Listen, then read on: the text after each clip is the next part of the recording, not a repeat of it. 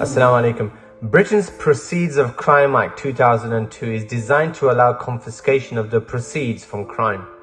It's simple enough in that authorities can seize assets acquired through crime so that crime doesn't pay. I guess that is unless you're part of the Zionist militia backed by colonial Britain itself and audaciously decide one day to only steal someone else's entire country, the whole of Palestine, kill its people, and ethnically cleanse its indigenous people out of their land. Can you imagine applying the Proceeds of Crime Act to the case of the stolen land of Palestine? The solution would be a no-brainer and justice served. Yet we find ourselves 75 years on. The world still seems perplexed. How do we solve the world's greatest political problem? It asks itself. The colonial occupation of Palestine by a Zionist occupier. And it's in this context, one of the greatest lies and deceptions of pharaonic magnitudes has resurfaced once again. The so-called two-state solution. The irony is not lost on me. Neither is it two states or a solution, and flies in the face of crime doesn't pay. It certainly does if you're a Zionist stealing Palestinian land. The UK could officially recognize a Palestinian state, David Cameron has said.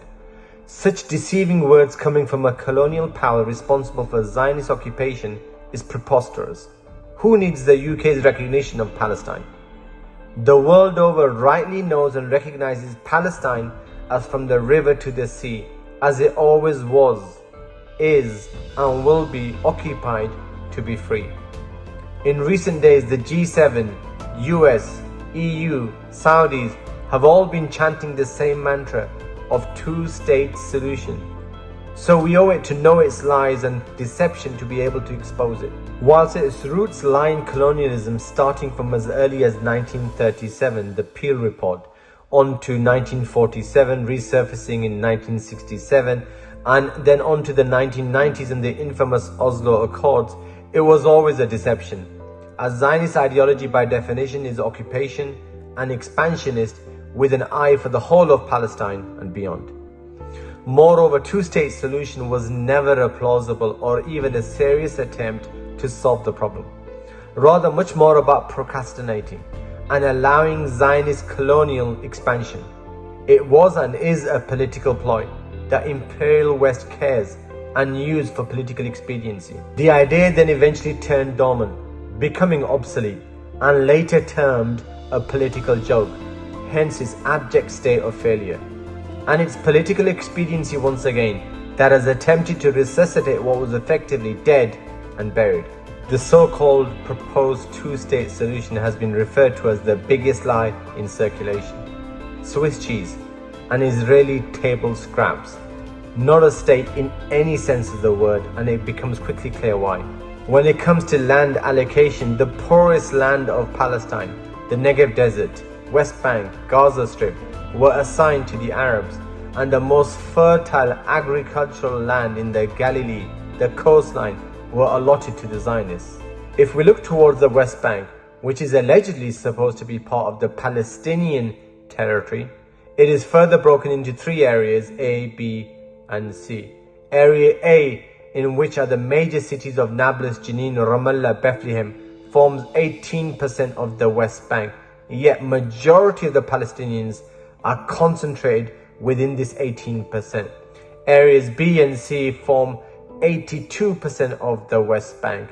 3 blocks of land are divided into almost 70 plus ghettos, and the Zionists effectively control all areas A, B, and C. To rub further salt in the wound, within the West Bank's areas B and C, you find over 200 Zionist colonial settlements, 220 plus colonial outposts, almost 1 million terrorist settlers attacking Palestinians, their land, farms, towns, and villages. And yet even further broad daylight theft continues, land grab turning more Palestinian land into new settlements and outposts under the Zionist slogan, "If I don't steal it, someone else will." As for security, Palestinians are unable to even move without going through one of the 140 plus military checkpoints, 700 plus road obstacles, an apartheid wall, and a racist system of life. All so-called Palestinian territories are under the control of the Zionist army and a sea of settlements and military installments, as we have witnessed over recent days and weeks.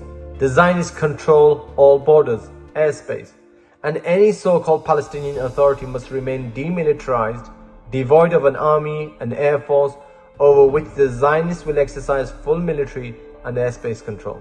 The Zionists control most of the Palestinian surface water, such as the River Jordan and the Dead Sea, and has monopoly and control on other water resources and aquifers.